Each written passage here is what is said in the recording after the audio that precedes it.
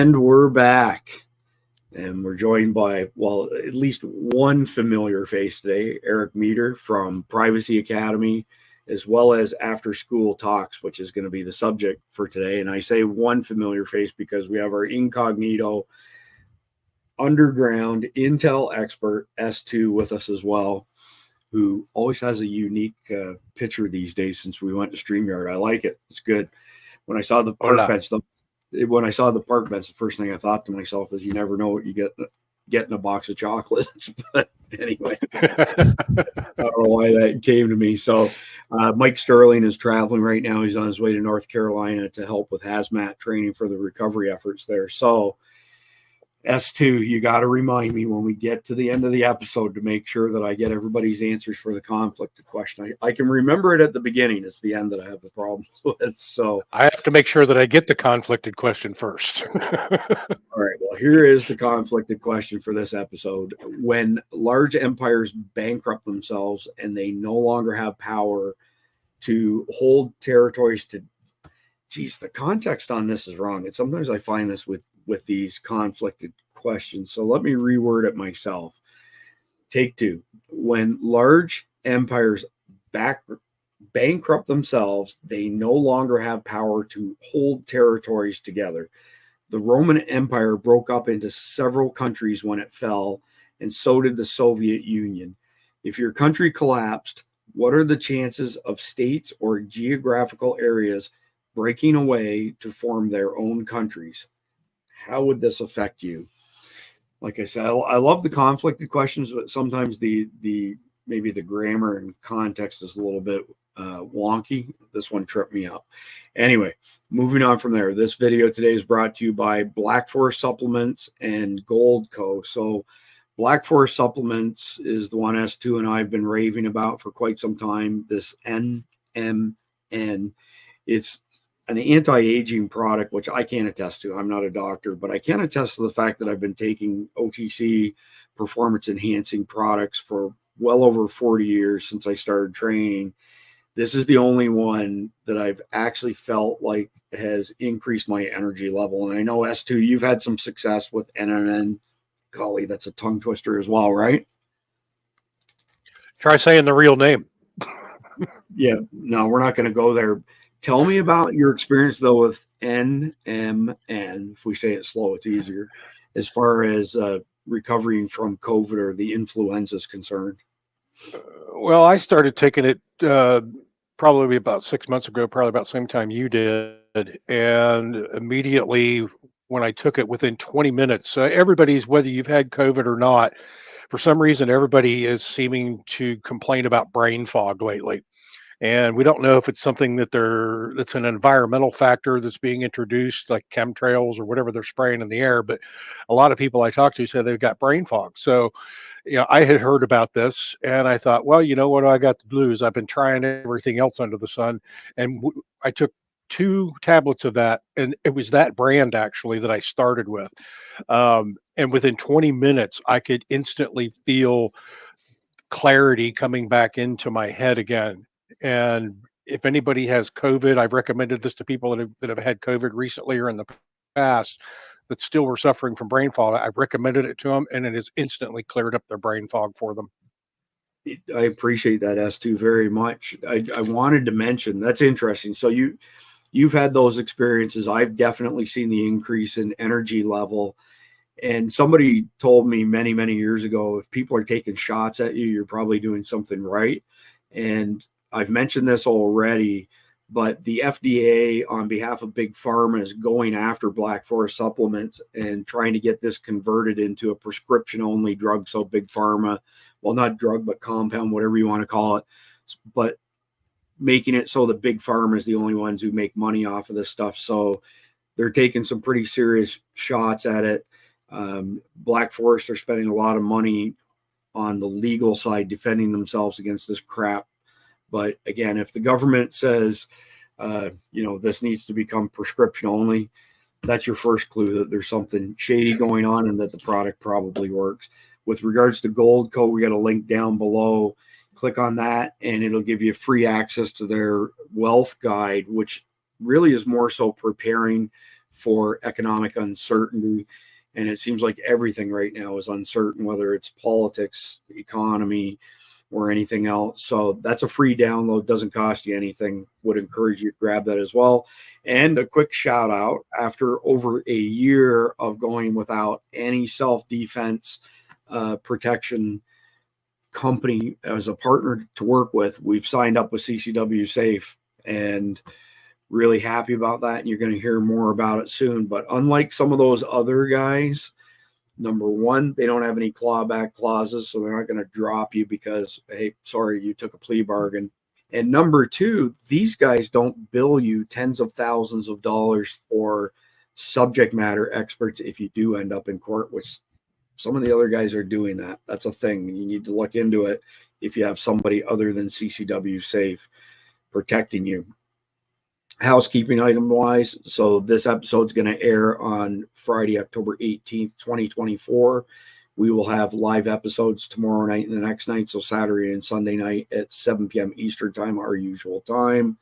And last housekeeping item, if you go to patreon.com/survival dispatch or click the link down below, you can sign up for a free membership or a paid membership at $9.99 a month. The content, at least 50% of it, is accessible by the free members. The paid members, they get behind the scenes content, early access to content. They get our 228-page essentials guide for free, which is normally $9.99. You get 50% off of all of our SDI e-magazines. And you can also join us for the live after the live, which is where we interact in the live chat on Patreon after we finish up a live episode. So Eric, you've been very patient. You got here early. I was tied up with some other stuff. I really appreciate your patience. And our audience has met you before through Privacy Academy and all the cool stuff that you and your father are doing. But you've started this new thing called After School Talks that relates to brainwashing and manipulation of our children. It's a super important subject. And we've touched on it in other capacities, and I'm really happy to see that you're taking an active role in this, because one generation, if we lose one generation to indoctrination, everything that we value as far as freedoms are concerned and freedom of speech and everything that goes with that is gone. So tell our audience what you're up to with After School Talks, and then we'll get into the conversation from there. Yeah, great. Thank you very much for having me on again, Chris. Yeah, I really think our youth is under attack. I'm 25 years old myself. I've seen a lot of it firsthand, and I see it with my younger cousins. I see it in the schools, whether it's public school, K through 12, or colleges, or even just social media. Kids are definitely under attack. There are radical ideals, radical agendas, as you probably all know, whether it is the gender craziness that's going on. I mean, what it is they're pushing woke Marxism on our youth. They're destroying the Western ideals, and it's really crazy stuff. And 5 years ago, I was also what I would consider under the spell. I mean, I was 300 pounds. I was very depressed. I was addicted to pharmaceuticals, a lot of antidepressants, antipsychotics. I was on Xanax every day.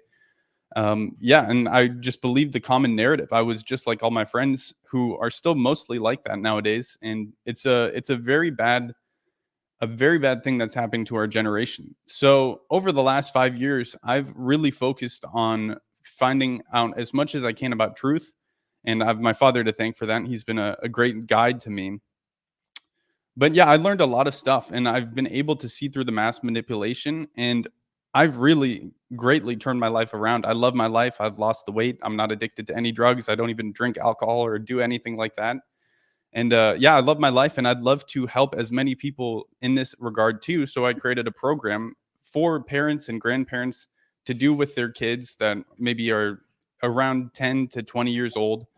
And it's all about strengthening the family unit and teaching them high-level skills, because I didn't want to just teach them what to think. I don't want to just say, oh, it's crazy if you think this, don't believe them. I wanted to give them tools how to think critically, because I think logic, common sense, skepticism, emotional discipline, and all of these things are what will allow them to think for themselves. And I think that's the ultimate kryptonite to brainwashing. So I've done that in a really high level, and I'm pretty proud of what I did. It's a passion project. This isn't my main business, but it's something I really care about because, like you said, if we lose a generation, I mean, not only is it irreparable, but these are children, innocent children that are being attacked by, evil powers that be.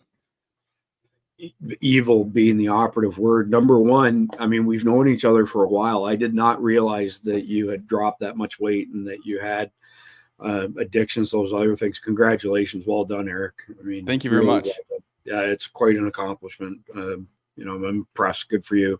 And the fact that you're now sharing it with others is pretty awesome.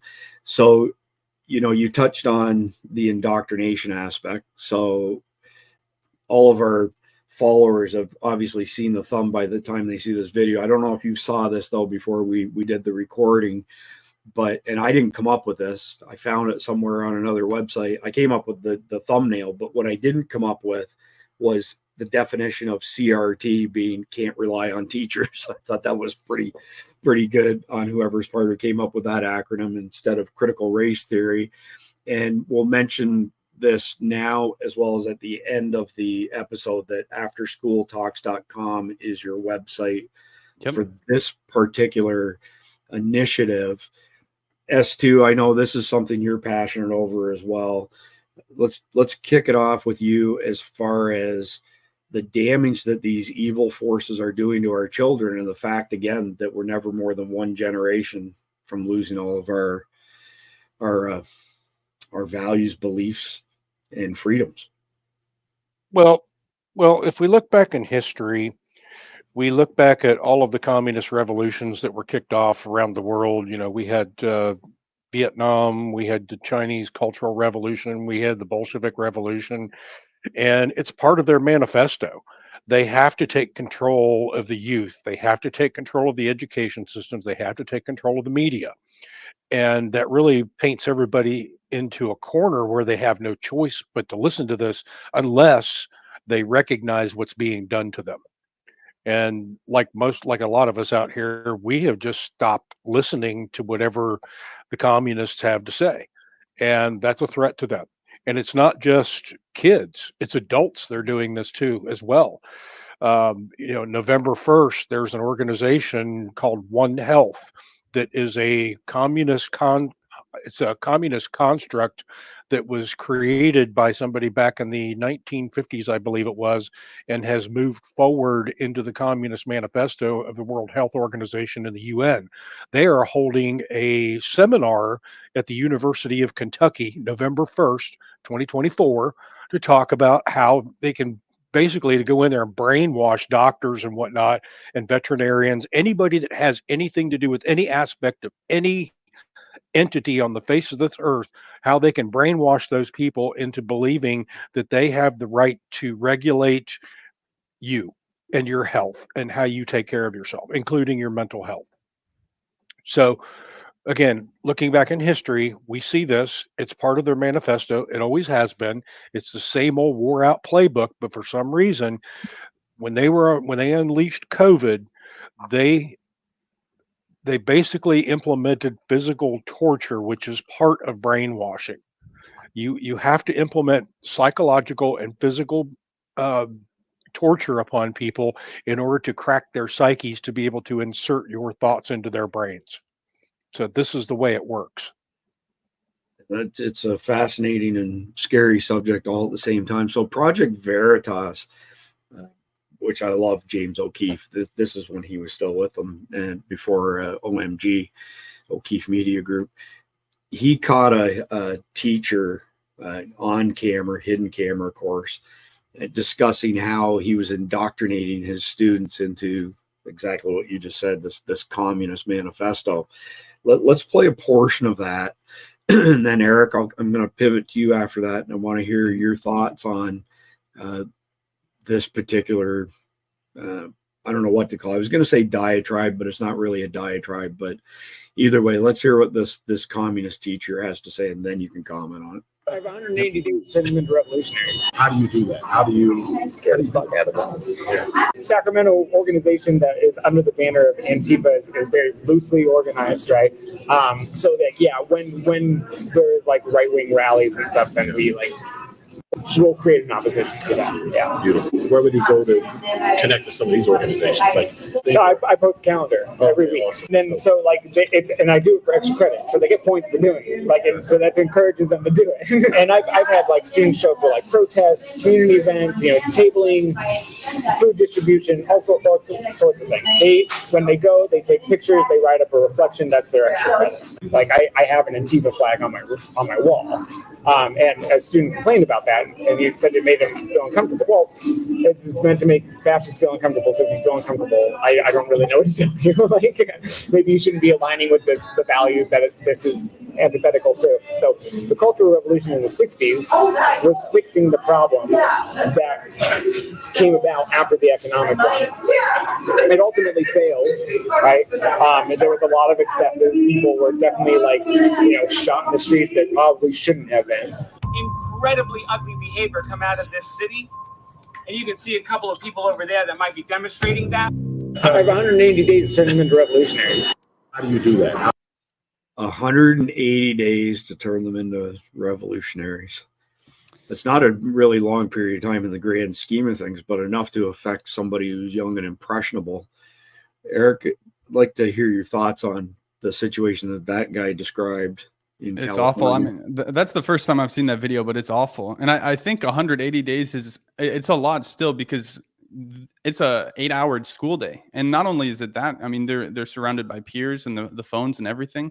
It's awful. I mean, I don't think schools should talk about anything cultural like this. I think schools are about education. And clearly that has fallen out of its way.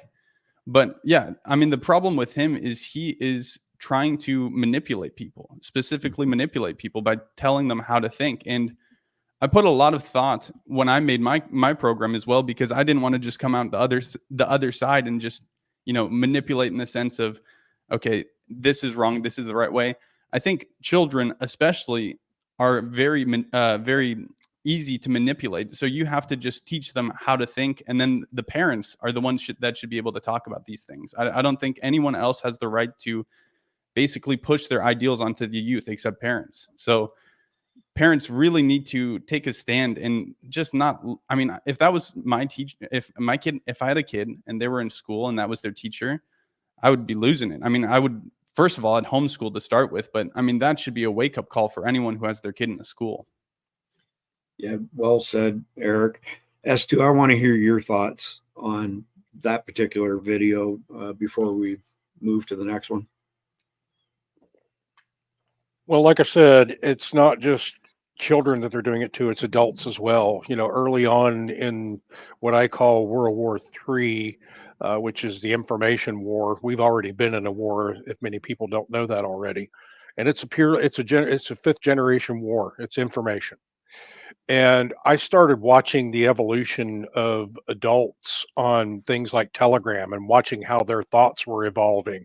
And a lot of people I saw gravitating over towards white supremacist groups, even though they weren't necessarily a white supremacist. Or I even had black folks that were gravitating over to white supremacist groups. Wow. So it was like, and some of these people, I knew them. I've met them face to face, and it was like they're gravitating over to this thing, and it was kind of a fascinating thing to watch. But I realized that, there was as bad as COVID was, as bad as the lockdowns were, as bad as that psychological torture aspect of the war was, the miracle of it was that parents got to see what were being taught to their kids.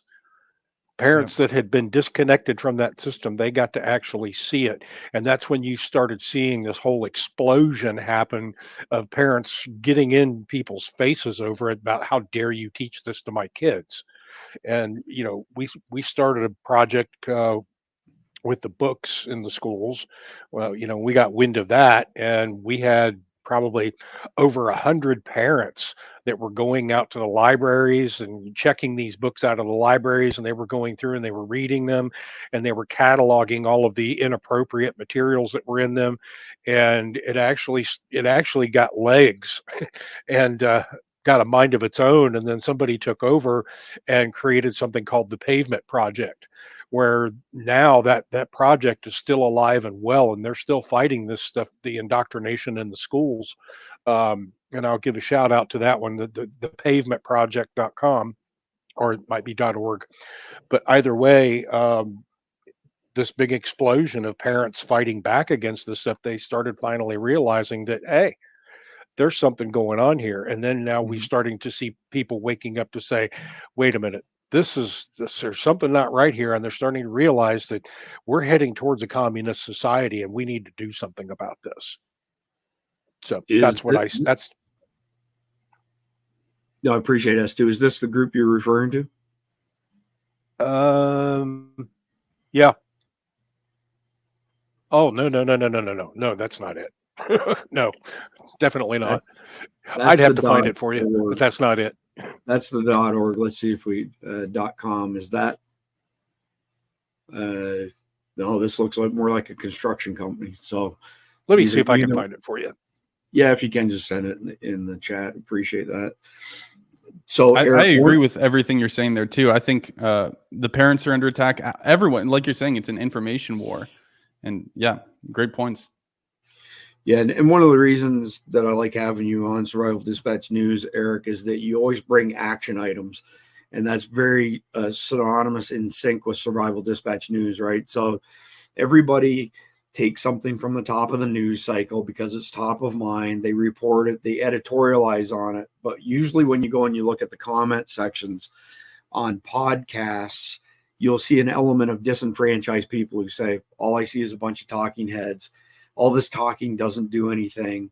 Nothing that I can do will have any impact on this whatsoever. So we always end Survival Dispatch News with a bunch of action items, which we're nowhere near the end.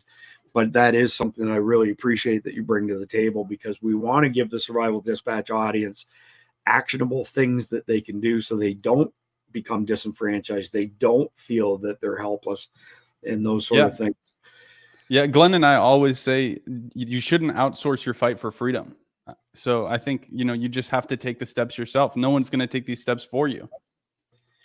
So that's some interesting language that you use there, because we frequently tie disenfranchising to the fact that people have outsourced so much. So they've outsourced their safety, for example, which means that, they don't have a high level of situational awareness. And even if they did, they're not typically in a position to defend themselves because we've outsourced that. We just call 911, right?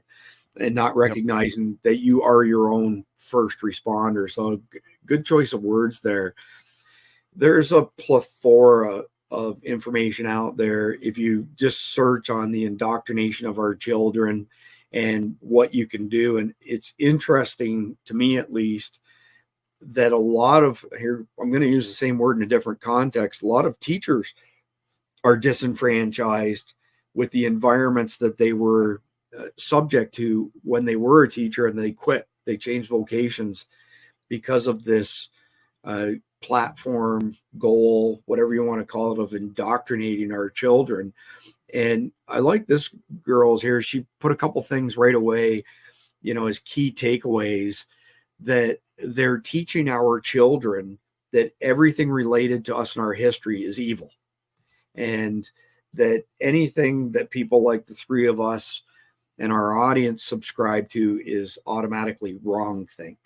And I like how she ties that into the brainwashing process there as well. And then seeing that in action, bullet number 2 on her part, of how young adults think that they're doing something, really righteous to tear down statues of our founding fathers and completely trying to say that history is something that it wasn't. And then the fact that, of course, that if we don't do something about this, if we don't take action with this, then, well, the country as we know it will cease to exist. Curious, Eric, when you decide to start this project, were there any surprises that you stumbled across as you were researching and putting your stuff together? I mean, unlike Kamala Harris, we don't give our panelists the questions in advance. Okay. so I realize that I'm putting you on the spot there, but I mean, you're very in tune to privacy related stuff. And this is kind of tangential to that. And I know you've got some personal experiences that kind of were your motivator, as you stated, to do this. But did you find anything along the line where your jaw just hit the ground thinking to yourself, I mean, every day I find worse. Every day I find stuff. Yeah, I don't know. My journey of making the program was an interesting one because it was my self-growth, and I was very self-reflective of my growth as well. So it's like I got to, instead of just reading a book, I got to live it, basically.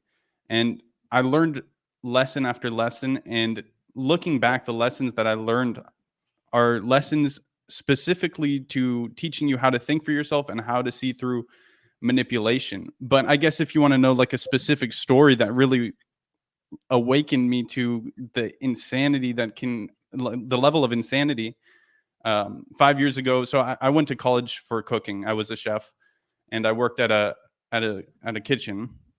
And I was after work one day.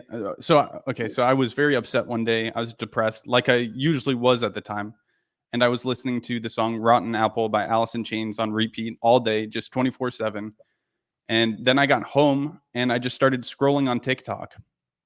And I saw a meme on there where it says, when you're a line cook and you listen to Alice in Chains all day and you want to kill yourself. And I was so shocked that I was able, because I've heard of algorithms before, and that stuff is, tailored to your needs or whatever. And actually, Glenn, my father, was doing some of the privacy stuff. So I was a little aware at the time, but I was kind of separated from all of it. But when I saw that, I was actually terrified, just that it knew that I was a line cook, that I was listening to that. And I closed the app. I basically quit all social media that day. And if you look at it, like as I've done deep dives into privacy, I've learned how easy it is to find all of that information. And so, I mean, it sees that I go to culinary school geographically every day, and that I go to a kitchen. Maybe it sees my photos all the time of me cooking, and it reads my texts. And then also it can link to Spotify and see that I'm listening to Rotten Apple. And maybe they can tell that I'm weak and fragile. And then they push me towards suicide because, that's the goal, is to push people into depravity and depression. And yeah, I mean, I think that either was a crazy coincidence that someone made that, or it could have been like an early version of AI that wasn't available to public. So, question for both of you. You first, Eric, and then S2. Why is there a purpose to push people into depression and towards depravity, in your opinion? Well, I think it makes people weak, and that makes them available to manipulation. I mean, if we looked at the school system, one of the, like what you're talking about with the founding fathers, they're trying to create a rift between the nuclear family, parents that love and care for you, and they're trying to indoctrinate you into a school system. And so they do that by saying your parents learned racist or transphobic or sexist or whatever they like to say. They like to say these things that discredit the older generations. That way the youth feels empowered to not listen to them, and more so that it's their duty to re-educate them. I've seen articles by BBC saying it's Earth Day. Here's what you should, here's how you should educate your parents on the importance of climate change or something like that. And it seems small, but that's like really manipulative to a child to do.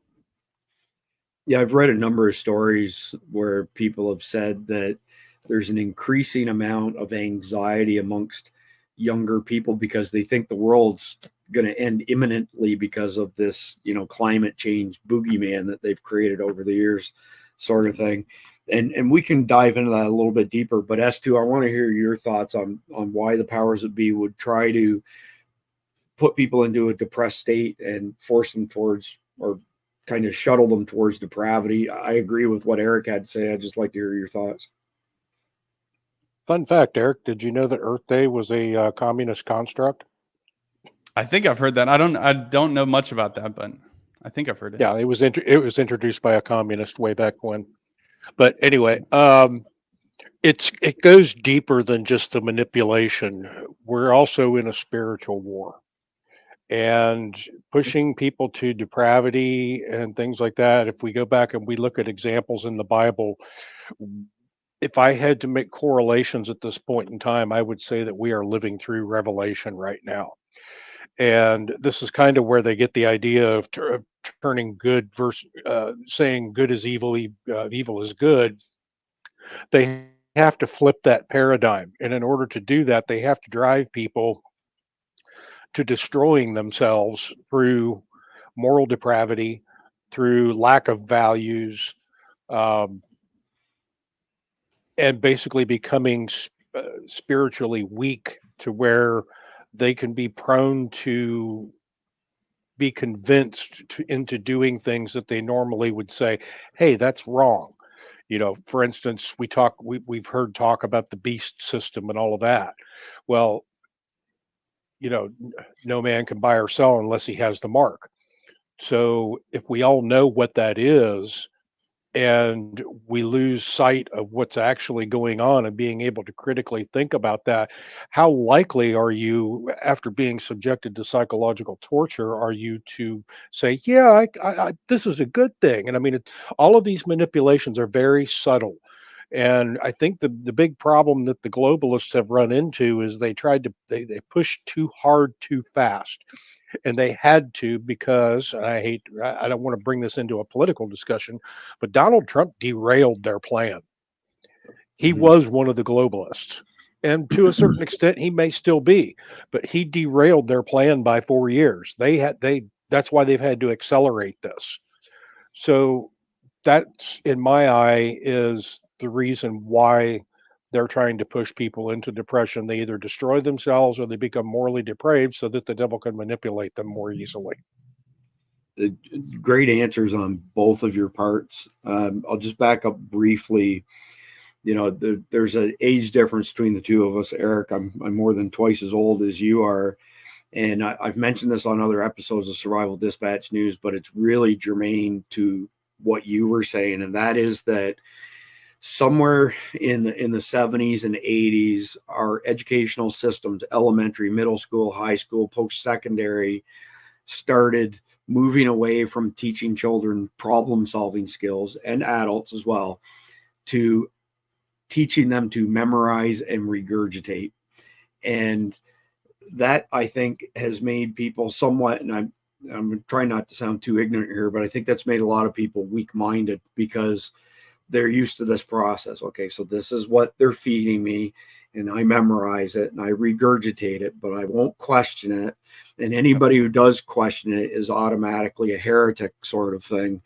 And something else that happened in conjunction with that is germane to where S2 went with the conversation is when, and it sounds cliche because it is these days, but there is an element of truth here. But when participation trophies became a thing, that was the beginning of setting expectations at a retarded level, for lack of a better term. In other words, I'm just as good as that guy is there, even though he did twice as much as me.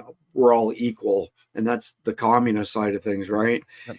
Where it's got to now, where you see lawsuits almost on a daily basis, especially amongst government organizations, where somebody, and again, I'm not trying to make fun of people overweight, but you see this fat broad with purple hair bitching and moaning and complaining because a white guy who had significantly greater merit and skills and experience got the job over the slob with purple hair. And that all ties back to this participation trophy thing. And I think it all falls back into the communist side of things where everybody's equal. And it's been a while since I've said this on Survival Dispatch News, but it's worth saying again. Equality of opportunity and equality of outcome are not the same thing. And conflating the two of them is where these socialist left-wing people have gone off the rails. We were talking athletics beforehand. Somebody who runs a 4.4 40-yard is significantly better than somebody who runs a 6-second 40-yard dash. You can't argue it any other way. It is what it is, sort of thing, right? So because I have a high degree of respect for James O'Keefe, I want to go back and play a little bit more of that undercover interview with the teacher who was bragging about having the 180 days and being able to essentially program children. So let's listen to a little bit more of that. How do you Scare the fuck out of them. Meet Gabriel Geit. He's a public school teacher paid for by taxpayer dollars at Intercom High School in Sacramento, California. Geit, who teaches advanced placement government classes, is not shy about his involvement in Antifa's local chapter. He even has an Antifa flag and a poster of Mao Zedong in his classroom. So, it's like my wife and I have been political organizers. I've been organizing since I was 13. Wow. And I've been in a ton of different organizations. And I've been on the front lines, and I've taken a step back and gone back and forth. And my wife is the same way. Is there a local Antifa or chapter? Yes. Yeah. The Sacramento organization that is under the banner of Antifa is very loosely organized, right? And like we have no official like member list, right? So like when there's like right wing rallies and stuff, then we'll create an opposition to that. Yeah. Beautiful. So and Sacramento, as a city itself is incredibly diverse, but we're surrounded by a bunch of right-wing rednecks. And then the other really big organization in our area that if you're looking to get involved is NorCal Resist. NorCal Resist does direct outreach for like undocumented folks.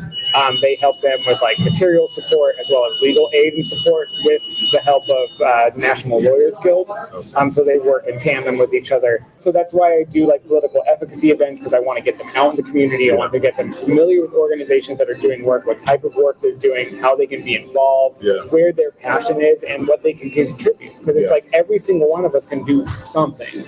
I'm not asking you to all be on the front lines, but I am asking you to be involved. And it is so much more than just sharing a tweet or posting on Instagram. Geit seems eager to get his students actively participating at radical, activist political events.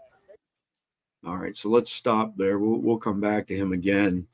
But question for you first, S2, and then Eric, slightly different context for you. But S2, how can a teacher get away with things like Antifa flags, communist symbols, and taking students to events like public events that are protests, peaceful protests, whatever you want to call it? I mean, I can't see that happening here in the South. Maybe the easy answer is to say, well, it's Sacramento, it's California. But it seems to me there's a pretty big disconnect there between what the teacher should be allowed to do and not allowed to do based on being funded by taxpayers. It's been the slow march to taking over the educational institutions, taking over the school boards, and basically the teachers being allowed to run amok by the administrations of those institutions, and with the school boards actually supporting them. And if you come out and you speak against the school boards, then the Department of Education at the federal level gets involved, and they send the FBI stormtroopers after you. It gets down to a point of where parents have been afraid to take action that against things that don't align with their beliefs. And if we go back even further about how this happened, the minute they decided that they were going to take the Bible out of the classrooms is when all of this garbage started. And it's all because they are not teaching biblical values anymore. They took the flags out of the classrooms also, so we don't do the Pledge of Allegiance anymore, because that's also part of the Communist Manifesto, is to get rid of all allegiances other than to the party. So once again, it's so obvious and in people's faces, and it has been for years, but people never really understood what communism was all about and how they were able to subvert cultures the way they have over the last however many years they've been doing this. And they're not going to stop. There's only one way that you stop them, and that's to publicly shame them, because that is something they absolutely hate. They hate being shamed. So the other alternative to it, and I'll say it out loud here, this is the quiet part, the other way that you stop them is the way the Spanish general, I forget his name, Franco, I believe it was, he shot them in the head. There's only two ways this ends. Right. And leave it to S2 to put a really fine point on things there. I will quickly say before I pivot to you, Eric, that for many years we had a 5-step process for our consulting clients, and we wanted to discover basic DNA for these businesses. So, in other words, what's their purpose? Why do they do what they do?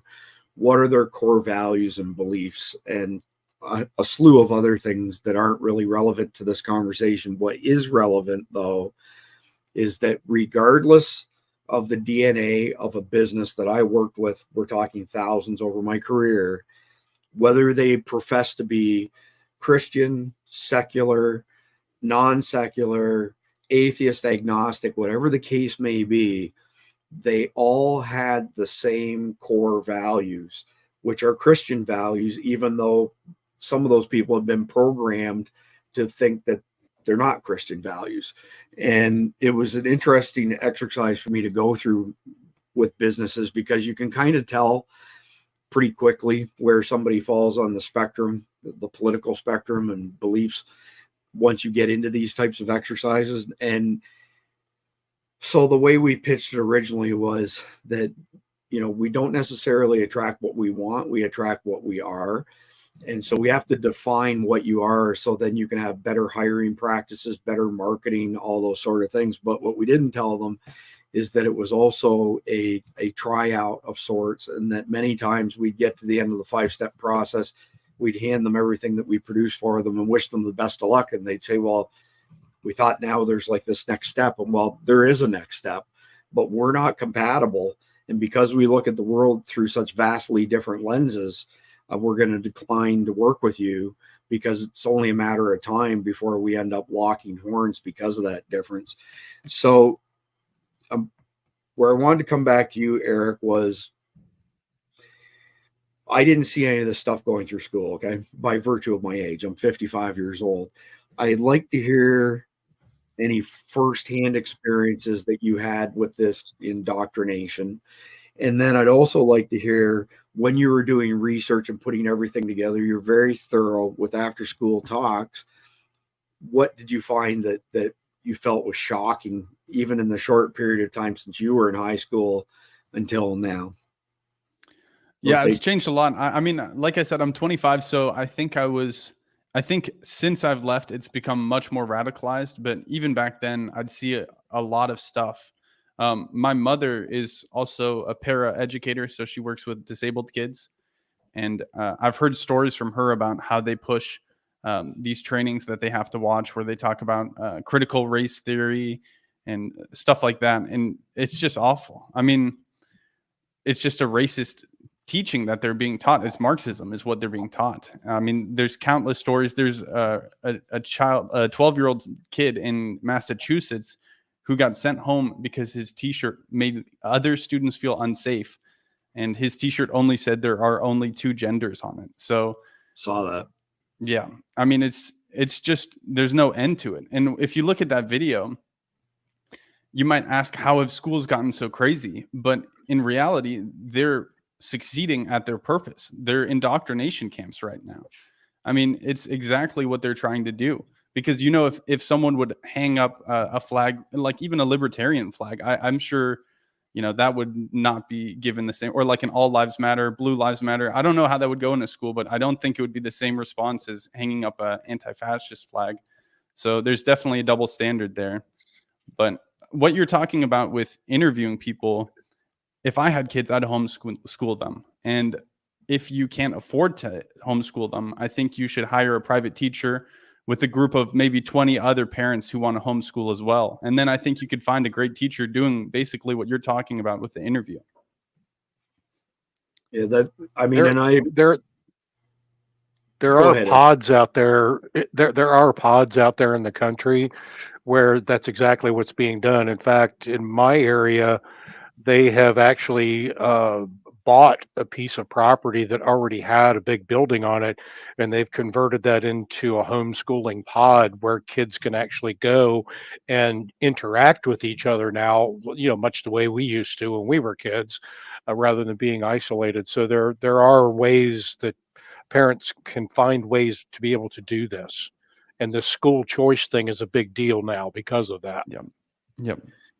So, I mean, it's great, the comments that y'all have been making at the end of the brief. As far as action items are concerned, you guys already hit on two of the three, and then there's a list of other ones. But homeschool your children,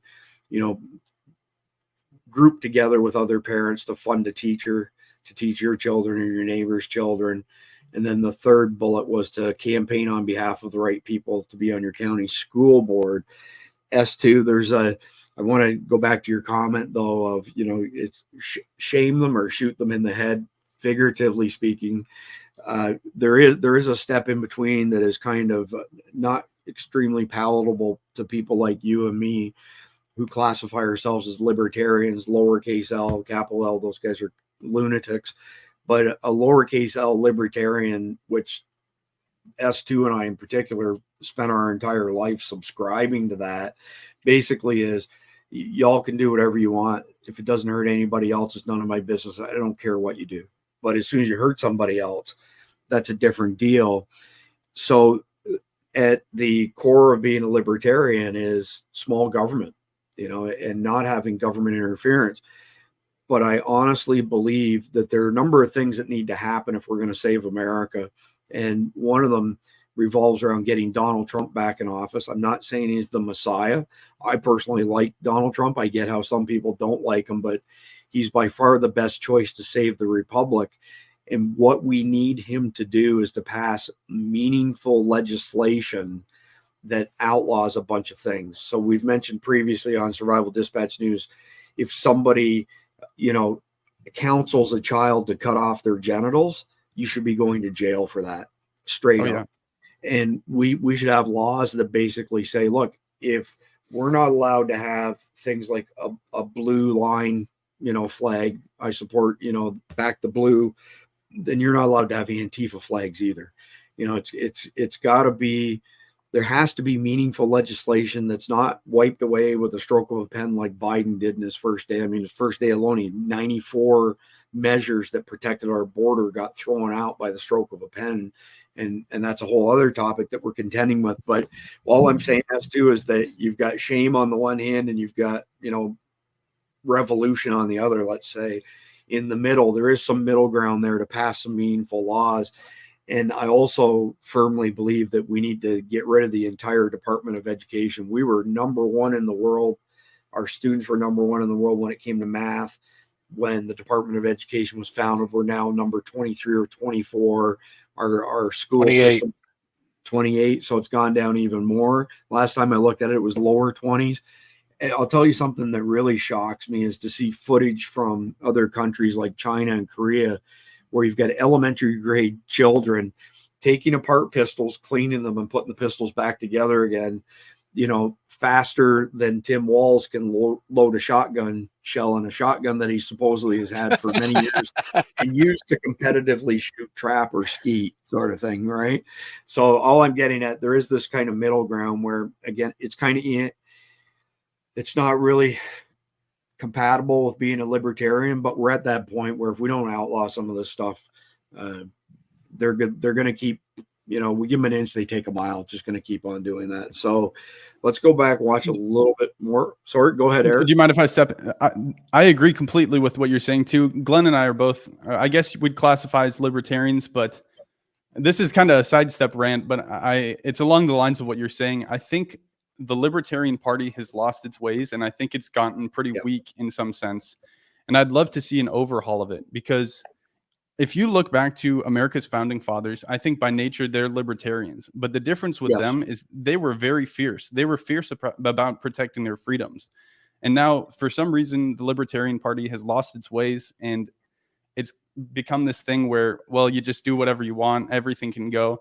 That's not what it's about. It's about ensuring freedom, limiting the government, and being fierce about protecting freedom at all costs.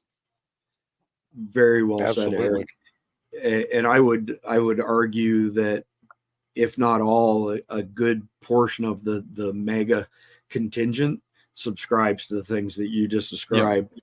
So before we go back to that video, actually, S2, do you want to comment on Eric's comments? Because that was very well stated, Eric, very succinct.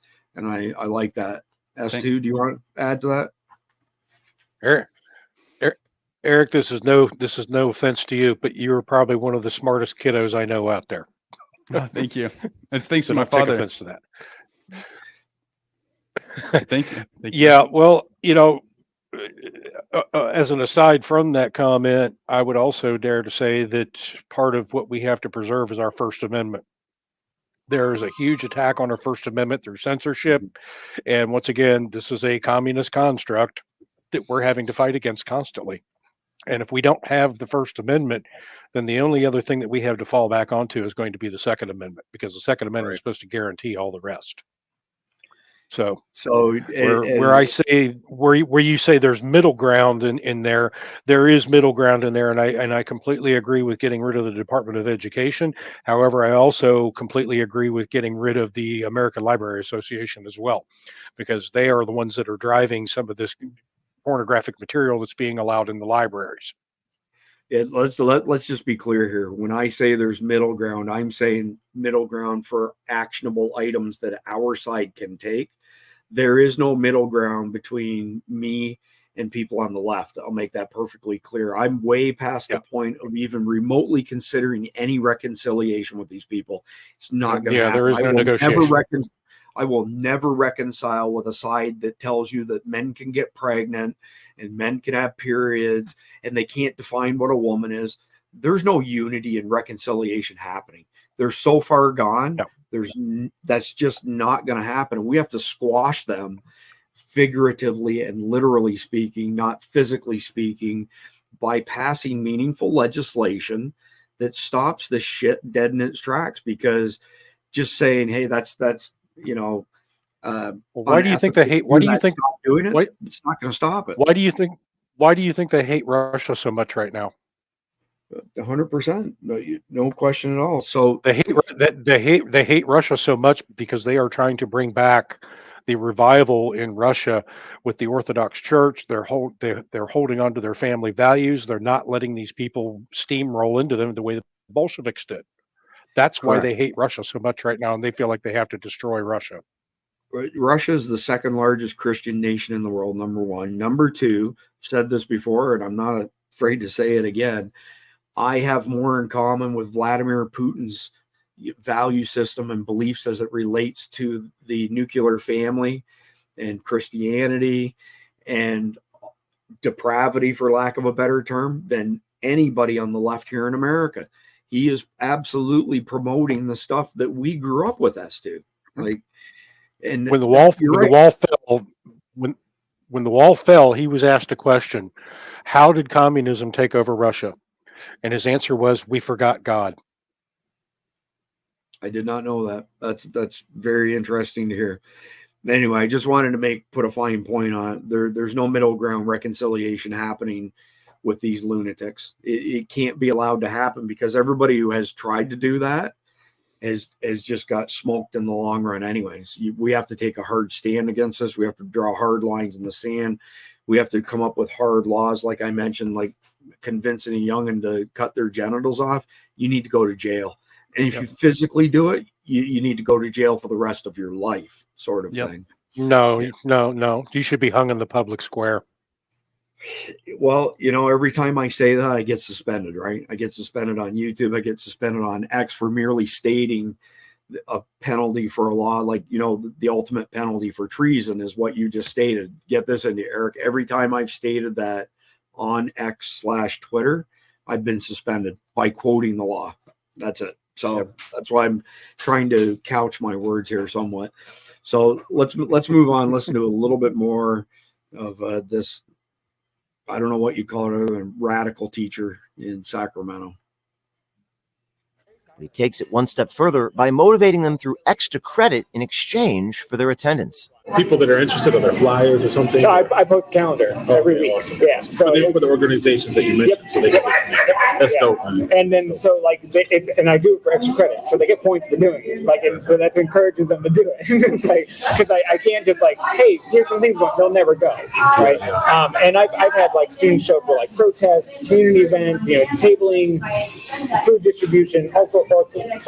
So I since I work with PSL, and PSL has connections with a bunch of other organizations, and also like Sacramento Peace Action, which is like a very old organization that posts a calendar on their website every month of all the events that are going on, and I just put them on my whiteboard, let them know where they are.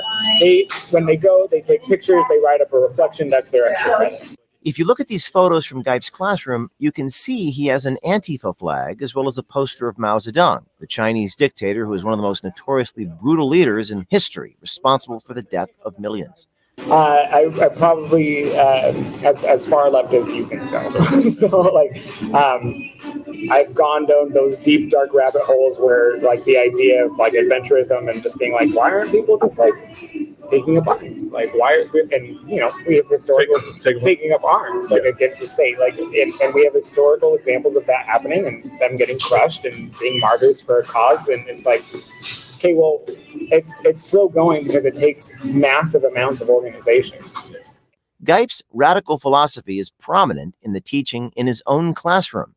Geip goes on to say he's not the only teacher at Intercom High School who shares his radical beliefs. Yeah, because a lot of senior parents at this point have backed off, right? So they're just kind of like, well, you can fend for yourself. You know, I know other people in my department who teach like 10th graders who've had like parent meetings, like some, you know, a student who complained about like a pride flag and something they felt uncomfortable. I've had students, you know, during anonymous surveys at the end of the year comment about the things that I have in my classroom. Like I have an Antifa flag on my wall.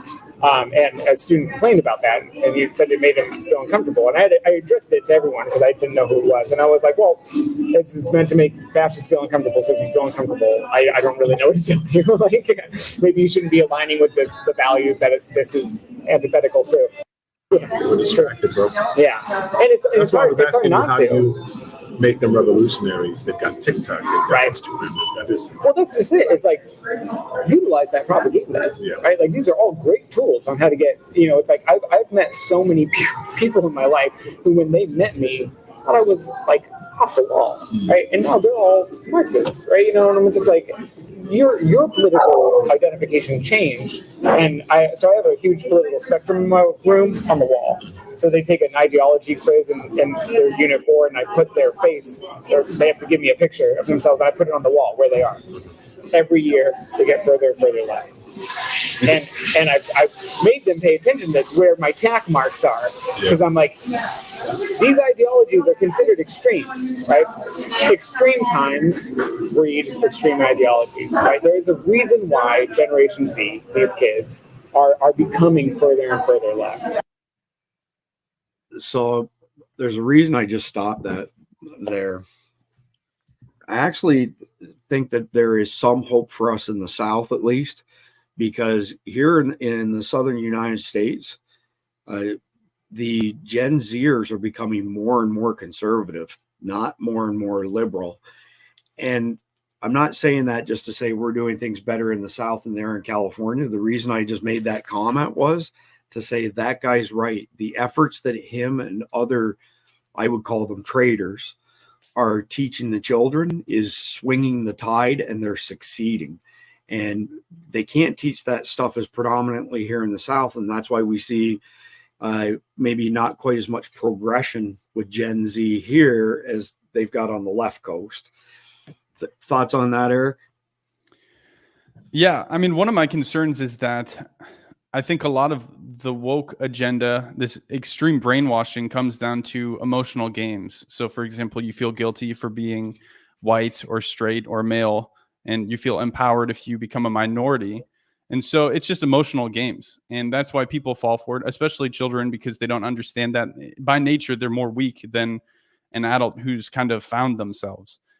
One of my concerns, though, is when people on the other side of the spectrum, if they would become if they would take it from an emotional approach, I'd be worried that, like he's saying, extreme ideals. I don't want to see an extreme radicalization of the right the same way that we've seen the left. I think that could be dangerous as well. So that's one of my concerns. And that's why with my program, I'm trying not to teach anything radical. I'm not trying to teach any ideals, but rather how to think, because I think staying in the center, finding your balance points and thinking for yourself is exactly where you need to be, and where the people in power don't want you. I think they want to push you as far as you can because then you're easier to control.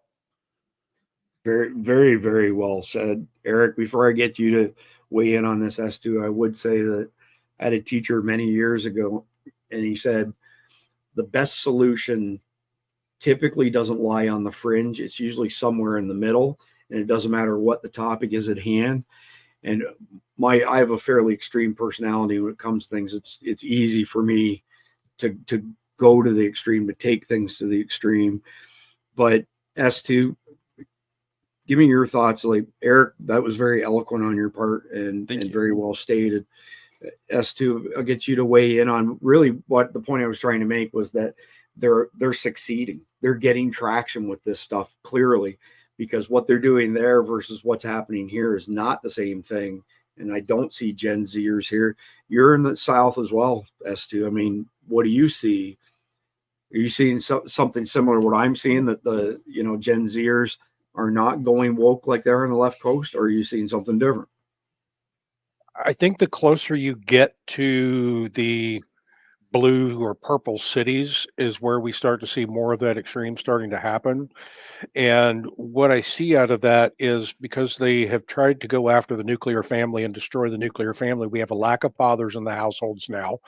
We have lack of parental attention and apathy on the part of the parents that make their kids go seeking acceptance in other areas, which is why we have kids that join gangs. And, let's make no bones about it. Antifa can say it's just an idea or an ideology all they want to, but they're a freaking gang. There's no doubt about that. Because they all show up and they create these little cells, these little groups of little radicals out there that think they understand how the world works.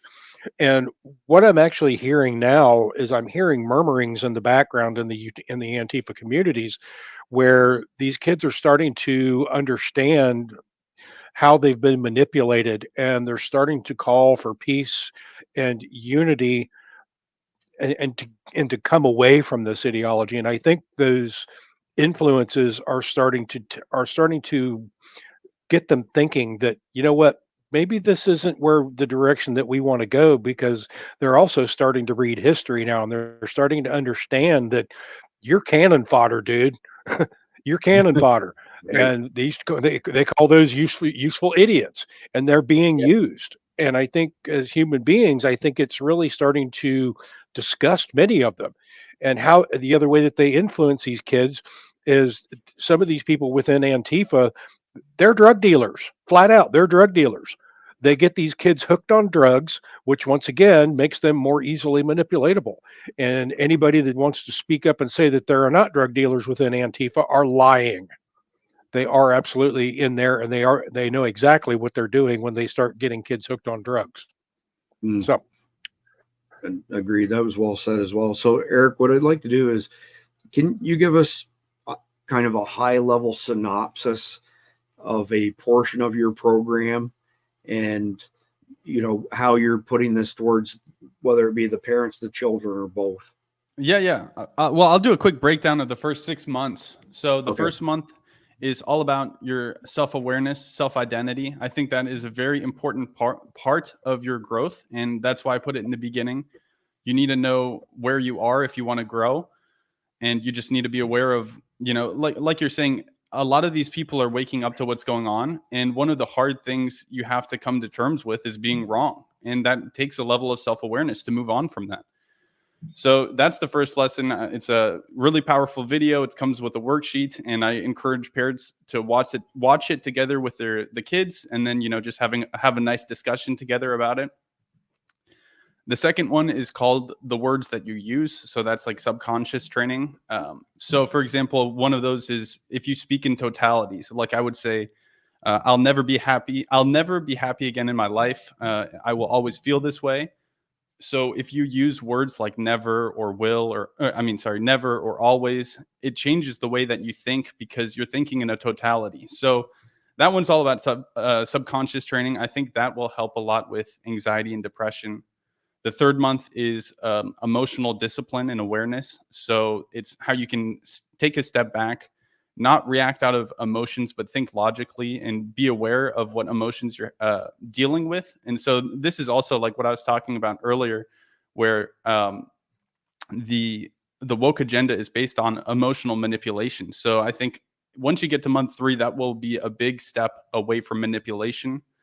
Month 4 is all about skepticism, the importance of being a skeptic, of, not thinking that there's nothing wrong with questioning anything from anyone. Doctors' word isn't gospel. Your teacher's word isn't gospel. Whatever, your politician's word isn't gospel. You should question everything. And then month 5 is just basic internet safety, where I talk about, this is more just for the youth level of it, but I talk about cyberbullying. Obviously never send naked photos. That's the worst thing you can do. Don't meet up with strangers. Some of the basic stuff, but I tie it in with personal stories and funny skits, so it's a little bit more easy to enjoy. And then month 6, I talk about manipulation through media and how you can spot that as well. So that's the first 6 months. They're all highly edited videos. I've got a video editor. He comes in, we do a whole studio setup and professionally edited. And then we have worksheets. And yeah, I love it. I really love doing it. I do it just for the passion. And I really hope that it could make a difference on some kids' lives, because I know a lot of kids need it nowadays. So. And that's awesome, Eric. Kudos for doing a great job. Number 1. Number 2, I agree with us too. I mean, you're leaps and bounds ahead of most, young men that are your age. So Thank you. The next part, the home stretch here, before we get to the conflict question, of course, is to discuss what are some of the actionable things that people can do. And of course, you've already hit on homeschool your children. Clearly, that's a big deal. Or, fund a teacher through a group of your circle, so that you have enough money to pay a teacher to teach whatever the number is. 6, 7, 8 children is kind of a common number that I've heard. I already mentioned campaigning on behalf of the right people to be on your county school board. And I have a bunch of more bullets, but I want to let you talk first, Eric, then S2, and then I'll blip through these bullets after both of you. I mean, one of the biggest ones is just, don't self-censor. A lot of people don't question anything, parents included. They don't question anything because they're afraid of maybe some social stigma. Now's the time where you just have to have balls. That's where the freedom of speech comes from, is the fact that people are willing to stand up. You can't bend the knee in that regard. I had another one. I lost my train of thought here. Sorry. No problem. We can come back to you. S2, what are your thoughts on actionable items, what we can do, whether you're a parent or not? What can people do to have a positive effect on this indoctrination? So we're Gen Xers. We had a thing that we used to say back in the day. It was a little button or patch that people used to wear, or a T-shirt that said "Question everything." Yep. We had that. So that was actually a thing. The other piece that I would say is there are plenty of organizations and groups around that do think like normal people. I would say there are strength in numbers. So find those groups, seek them out. They're in your area and they're not hard to find. Just look how you tell who how the bad guys and the good guys are. The good guys are the ones that are getting shot at by the bad guys. So if you find any of those groups in your area that they're being oppressed by the bad guys, you go gravitate to those groups, because chances are they're probably doing something right. That's and when you do that, you become involved and you start to learn more things than what you think you already know about what's really going on. And you start to open your eyes and you're around other people, and you can start to talk to your neighbors about those things once you become educated, because your neighbors are just as oblivious as you were. They don't know. I mean, I've got neighbors around me that they've got their heads in the sand thinking everything's all hunky dory and everything. And it's not. And the kids are not all right. And the other piece of this that I would say is, if you have a physician that is putting your kids on SSRIs, get your kids off the SSRIs, because it only contributes to the problem. Yep. I have firsthand knowledge of this.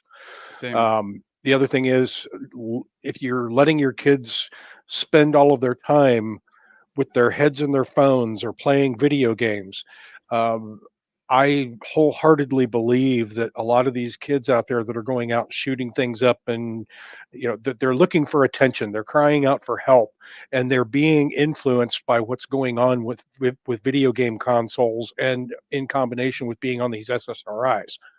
So get your kids off the sofa, give them a stick, tell them to go out in the backyard and beat each other with a stick. So I agree with everything both of you have said. Can I add one more thing? Yeah, go ahead, Eric. And I think another thing that's very important is to never give up hope on your kids. I was very blessed with my father. I mean, he gave me unconditional love throughout my whole life. There's many times in my life, like I said, I went through really hard times, and there's definitely times where people would think I was a lost cause, which, they might have had some warrant at the time, but my father never gave up on me. He loved me unconditionally, and I'm very grateful he did. I mean, I know some people wouldn't do that. So always, love your child unconditionally. Well, I mean, Eric, I'm going to add something to that. So parents never, I don't know too many parents that would ever give up on their children. Yep. So, I wholeheartedly agree with that statement as well. It's not that we give up, it's that we become frustrated and we have to step back and we have to regroup. I can say this as a parent because I've had to do it many times. So we don't ever give up on our kids, but we get to a point where we don't know exactly what to do with y'all. So we have to, it's not that we're giving up, it's that we're stepping back and regrouping and taking a look at the situation and reassessing it, hopefully, unless we have stupid parents out there. There are plenty of them. So no, I didn't mean it in a sense like against any parent, more so just if your kid is lost, have hope. I mean, I was very lost, and I think I made it out, so if you feel very frustrated right now, or if you feel very scared, just have hope, because me and other kids have come back. So it's possible. Yeah, well, you got to have the other thing that parents have to do, or the other thing that kids have to do too, is take responsibility for their situation. And if your parents aren't giving you what you need, step up and tell them. We will listen. Yep. So what I wanted to add there, Eric, is we're thankful that your father did what he did, because we're pretty happy to have you in our circle. There's approximately 250 people on the Sunday casting call email that goes out to all of our subject matter experts, which you would be one of them. It's a pretty esteemed group, and we're glad to have you in that. So thank you very much. I'd like to also add that 95% of doctors' appointments in America are with a primary care physician. And I know a number of MDs who are very disillusioned with the paradigm that they operate within, because essentially all they do anymore is write scripts and make referrals and bill insurance companies. So this morning I had to go ahead at a filling that fell out of the side of my tooth, and I have never had a cavity at 55 years old, but I had some receding gum line, some erosion. So I'm having this filling put in this morning, and I'm thinking to myself, our dentist is the same age as us. He's super talented musician, super likable guy.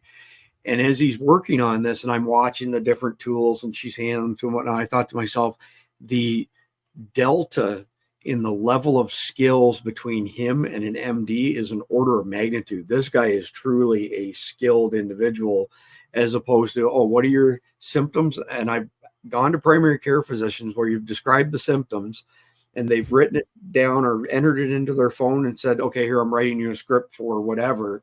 And then, of course, Big Pharma is giving them a kickback on the back end for, I mean, I'm not going to go down this rabbit hole, but here's a rhetorical question to consider for a future episode.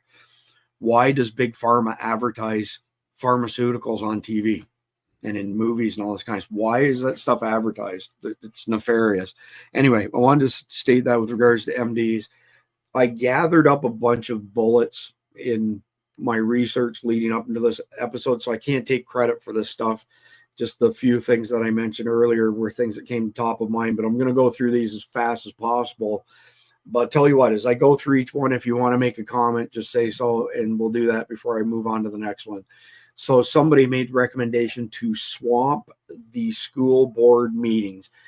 You do not have to be parents to attend. All local citizens who pay property taxes for local education have a stake in the future of their community's children. If it takes a village to raise a child, it will take a nation of villages to save our children from the educational equivalent of cyanide that will eventually destroy America as we know it.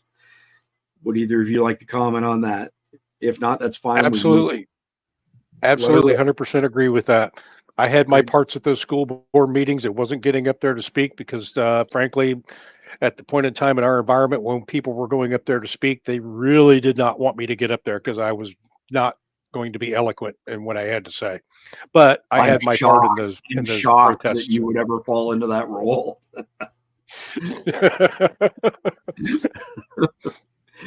Clearly said tongue in cheek, right?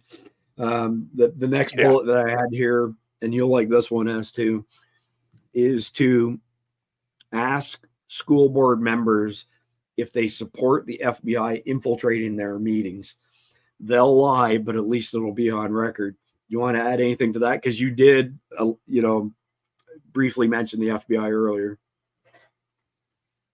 No, I don't really have anything to say about that. We all know what's going on out there. That's okay, because it actually comes up in the next point as well.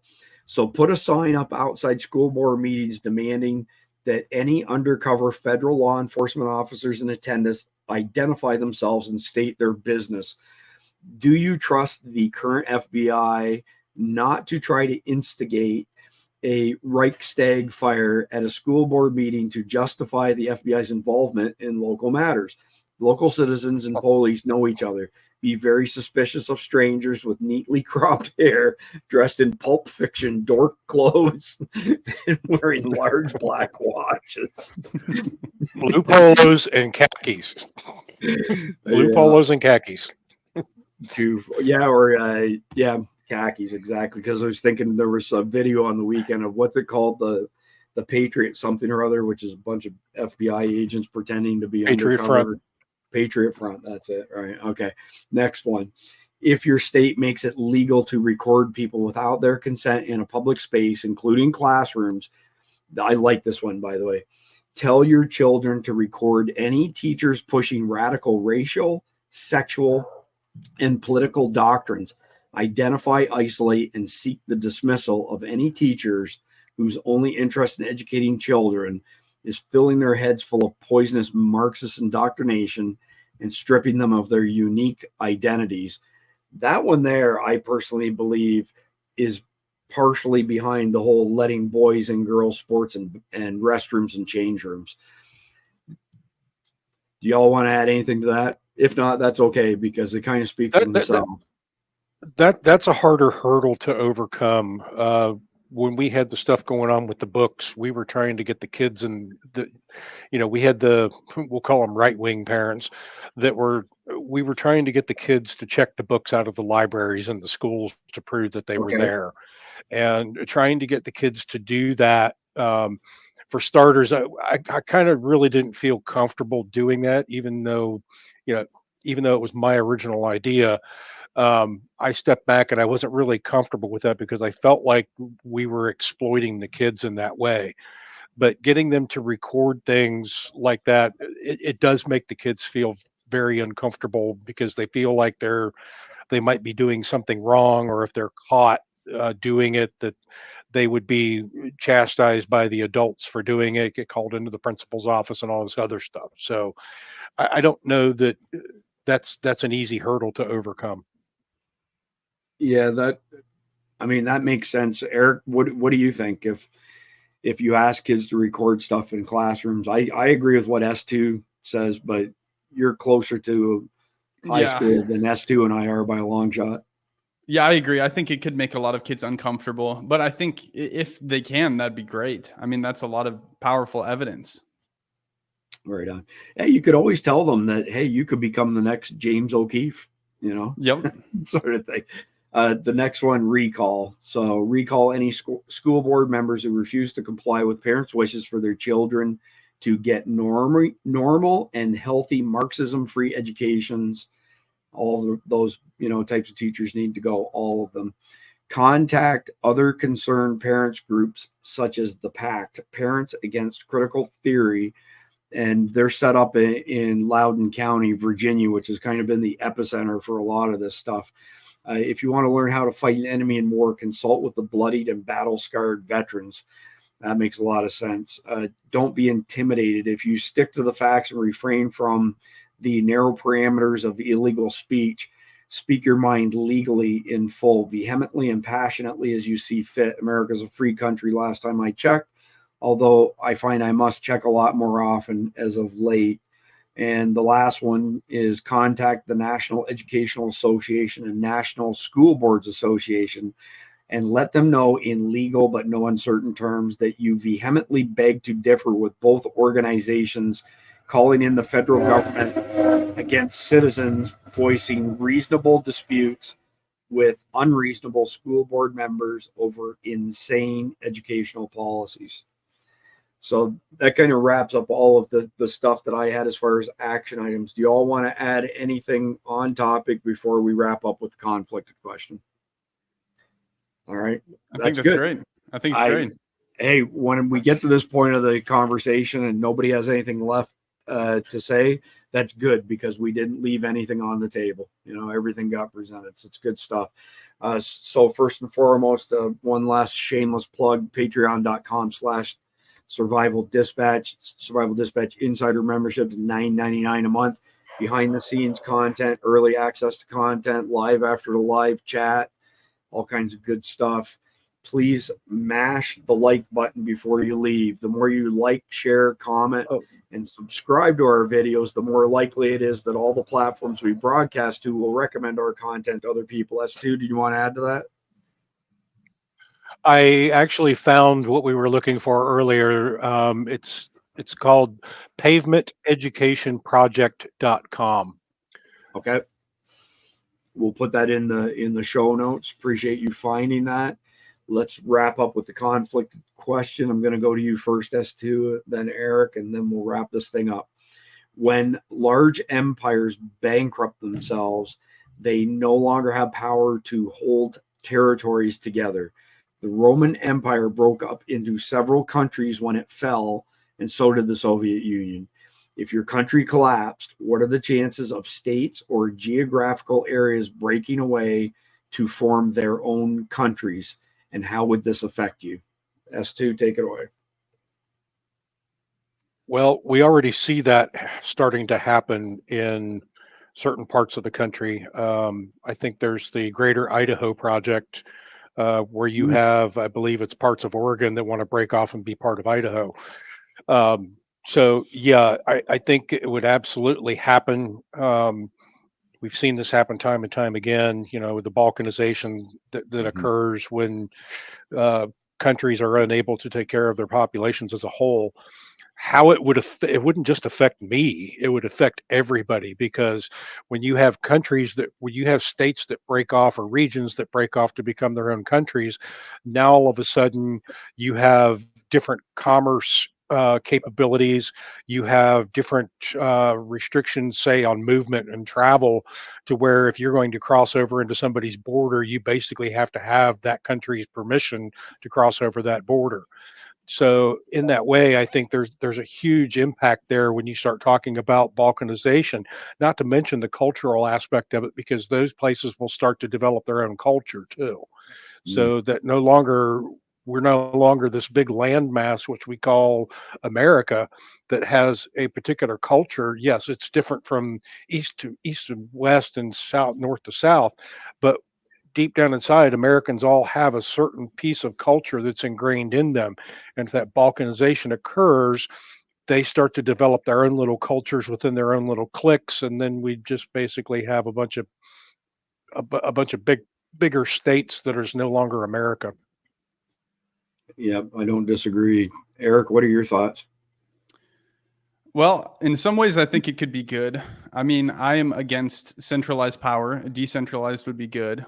I mean, if you look at the 10th Amendment to the Constitution, too, I believe it says that any law that isn't it basically, it says the states hold the power to pass their own laws, and they can reject anything that's not protected by the Constitution, giving the states the power, their own power. So I'd love to see a step away from a federal government where states basically reclaim their own land and start, living on smaller local terms, because I think that's where you can have a lot more prosperity and a lot less corruption on such a high level. So that's I guess a utopia type answer. I think there could also be a pretty big fallout where it would split apart, and then, like you said, it would affect the whole world. So yeah, I don't know. Hopefully it won't happen. Hopefully it'll just happen in a peaceful way where the states regain their own control. Yeah, well said, Eric. So, I mean, the final sentence of the conflicted question is, if your country collapsed, what are the chances of states or geographical areas breaking away to form their own country? So, number one, Texas has a piece of paper that says if we decide we no longer be part of this union, we can do so. Hence the wording, the Republic of Texas. And so, and it's commonly referred to as Texit, as kind of like Brexit was. And there's been plenty of discussion here in the Southeast of, this Southern Alliance, Texas over through, Tennessee, Carolinas down to Florida, essentially being a regional group that's tied closely together, Balkanization, whatever you want to call it. I think there's significant potential for America to become Balkanized, and I don't think that's a good thing. And I'm with you, Eric. We need to find a way to preclude that from happening without devolving into civil war, revolution sort of thing. And so I feel like our best chance to accomplish that is, whether you like him or not, Donald Trump is the best positioned person to save the republic, number one. Number two, in my mind, and I think anybody who looks into it, it's easy to conclude the 2020 election was stolen, no ifs, ands, or buts. And Joe Biden didn't get 81 million votes and only get 16% of the counties, for example. And we have multiple egregious examples of cheating. However, everything always unfolds the way it's supposed to. And one of the things that I've said with regards to that is, if Donald Trump had 2 back-to-back terms, he would have never truly learned how deep and vicious the swamp truly is, right? These unelected bureaucrats running everything. So I've heard many firsthand accounts from people, whether they're Democrat or Republican, that work for one of those bureaucracies, are scared to death of Donald Trump coming back into power because he's going to gut the shit out of all of it. Yep. So my position is that we have a chance to get a much wiser Donald Trump in office. So Donald Trump Jr., for example, right now is working on a list of all the people who are going to be on a list that under no circumstances will play any role in the federal government because of the shady things that they've done, right? If you're going to fault Donald Trump for anything in his first term, is that he trusted many of these swamp creatures way more than he should have. So we have a chance to hit the reset button here by gutting the federal government, like you said, decentralizing power, Eric, and making meaningful changes to legislation as opposed to writing executive orders. He's now seen how weak that is as far as setting the true direction of America is concerned. And if we can get Donald Trump in power, we can get the cabal to let go of power, to let him back in, and he does all of these things that I just mentioned, we have a chance to save the republic. If for whatever reason Donald Trump is not restored to power, I would say it's pretty much a sure bet that we're going to see massive civil unrest and Balkanization. End of story. That's it. So that's all I've got to say on the subject. Go ahead. I'm waiting for the officer. I'm waiting for them to open up the office of retribution. So, I mean, there's a lot of people who've said, can you imagine he would say such a thing? And, he's going to weaponize the DOJ against us. What? You guys have weaponized the DOJ against him and every other person. All they're doing is projecting, the bunch of rotten, treasonous SOBs. But we'll save the rest of that conversation for another day. Eric, appreciate your time and insight very much. S2 as usual. For everybody else out there, please like, share, comment, and subscribe. And God bless America. Thank you very much. Hoorah.